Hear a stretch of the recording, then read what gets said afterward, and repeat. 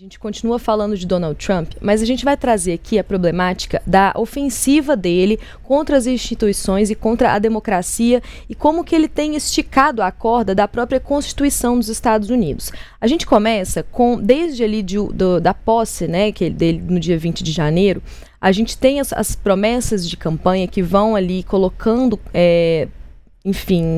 soluções para a população norte-americana a respeito da imigração ilegal, principalmente. A gente tem a questão que ele revogando uma ordem, né, executiva, revogando o direito de cidadania por nascença, que é um direito constitucional, e aí houve ali uma decisão judicial para impedir, né, que essa ordem seja executada, porque ela é uma lei, a 14ª emenda da Constituição norte-americana prevê que os nascidos em território norte-americano, em território estadunidense, têm direito a ser cidadão. Então, é um decreto, né, do Donald Trump que desafia a própria Constituição. É aquilo, ele pega o que eu quero, a Constituição que se dane, eu vou fazer o que eu quero. E esse não é o único embate judicial do Donald Trump. A gente pode listar alguns aqui, que tem a dissolução da USAID, né, que é a Agência de Assistência Internacional dos Estados Unidos, onde houve essa dissolução dessa estrutura e que teve que ser revogada também, foi revogada foi suspensa pelo judiciário. A gente tem a questão da expulsão de pessoas trans das Forças Armadas, que também o judiciário entrou. A questão dos envios de prisioneiros venezuelanos a El Salvador, a prisão de El Salvador, que a gente trouxe aqui no Primeira Análise há algumas semanas, que foi baseada em uma lei do século XVIII. Né? Essa lei foi uma lei que ela foi usada pelo Donald Trump para acelerar a expulsão desses venezuelanos que estavam presos, acusados de integrarem a gangue Trem de Aragua, que foi considerada terrorista pelo presidente Donald Trump logo ali nos primeiros dias de mandato. E aí teve esse embate com o juiz James Boasberg, que suspendeu essa ordem para analisar realmente, né, se caberia usar essa lei do inimigo estrangeiro, que ela é usada em situações de guerra. Então, os Estados Unidos não estão em guerra contra a Venezuela para expulsar as pessoas, né, os migrantes venezuelanos com base nessa lei.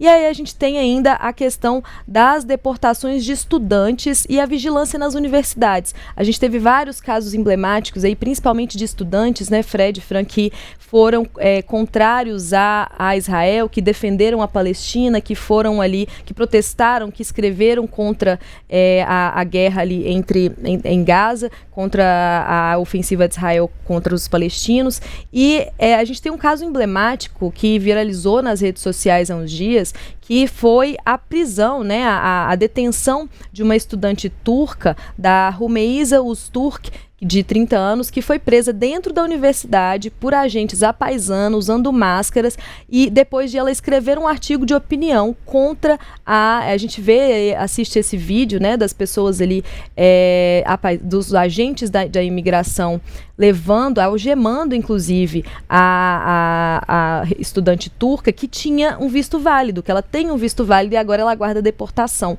A gente teve deportação de professores de universidades, de outros estudantes que participaram de manifestações, e há então um medo generalizado nos campi dos Estados Unidos, nos campi das universidades, em relação a essa ofensiva de Donald Trump àqueles que emitem opiniões que são contrárias às dele, que vão aí, né, de encontro ao que ele pensa, ao que ele diz, às medidas do governo Trump.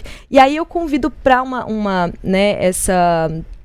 essa reflexão a respeito dessa liberdade de expressão que ele tanto preza, que ele tanto fala, sobre a qual ele tanto, né, fala nas redes sociais, que ele tanto defende, que ele processa outras pessoas por dizer que há censura. Tem até questões aqui no Brasil com o ministro Alexandre de Moraes. E aí tem uma outra ação dele que também tem gerado muito desconforto e muita instabilidade dentro dos Estados Unidos, que são ações contra escritórios de advocacia.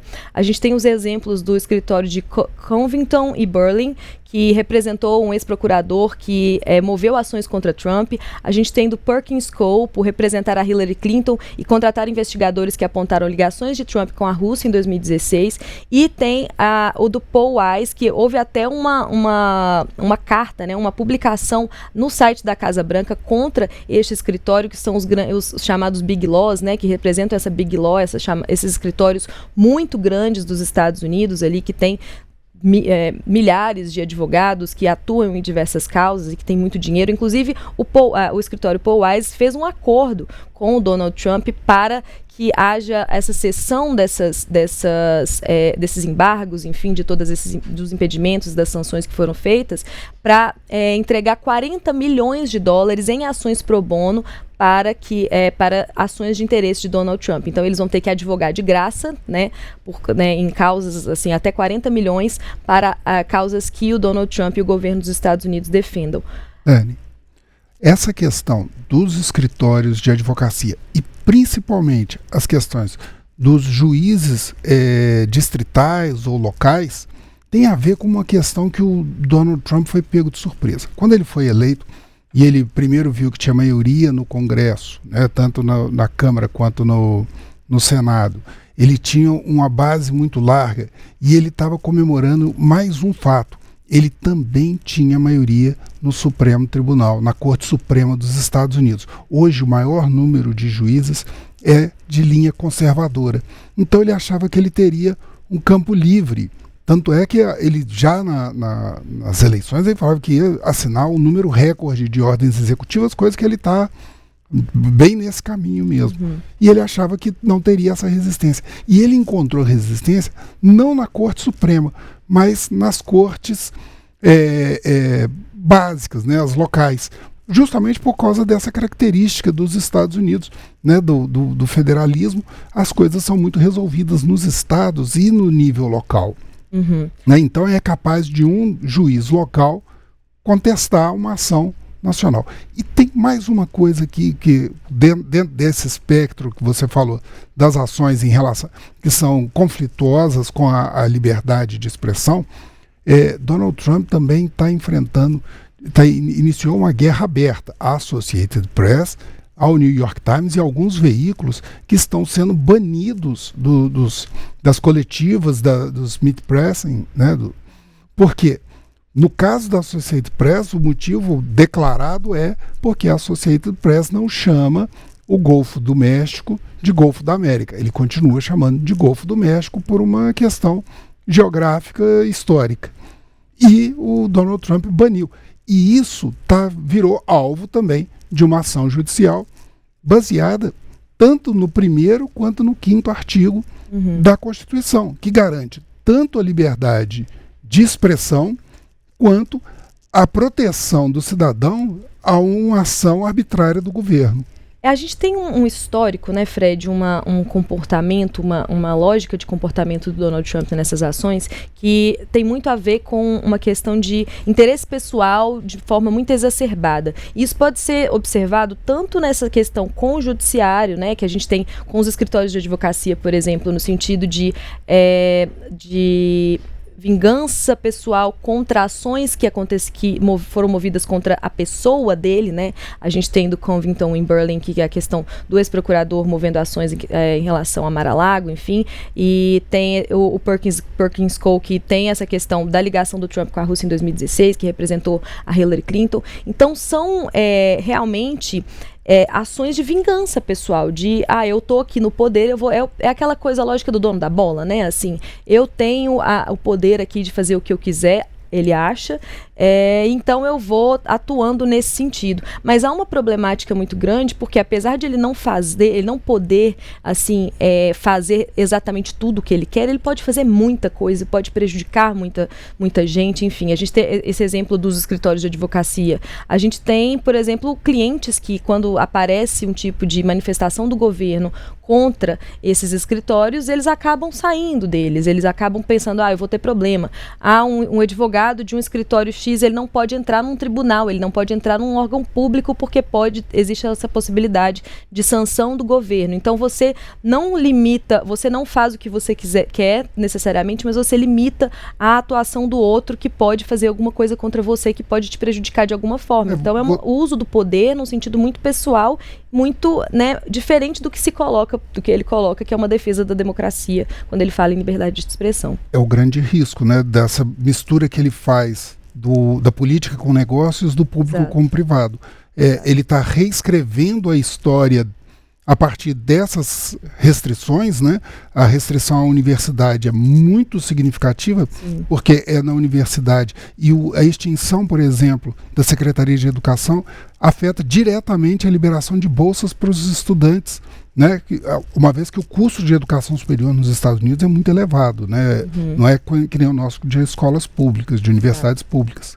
Então, e, além disso, também, ele tem feito também cortes, né, em repasses para diversas universidades, né, atuando de outra forma também em meio a isso. Então, limitando também, essas universidades começam a seguir uma cartilha ali mais justamente em prol do governo, para evitar também que elas não possam investir em pesquisas e em várias outras coisas, né. Então, as falas são fortes, mas não são só bravatas, né. Ele realmente age muito também quando coloca em descrédito diversos veículos de comunicação, diversos jornalistas e coisas do tipo, porque além de limitar esse acesso ao Salão Oval, por exemplo, também tem feito essas críticas abertas, não só ele, mas vários outros dos seus membros de governo. E o pior, acho que em relação a tudo isso, porque é algo que vem dali e vai se perpetuando também em vários outros países, né? Aquele exemplo ali dos Estados Unidos acaba também sendo usado, por exemplo, no Brasil e em diversos outros países. Então, é uma liberdade de expressão para quem, né? Só se for em causa própria.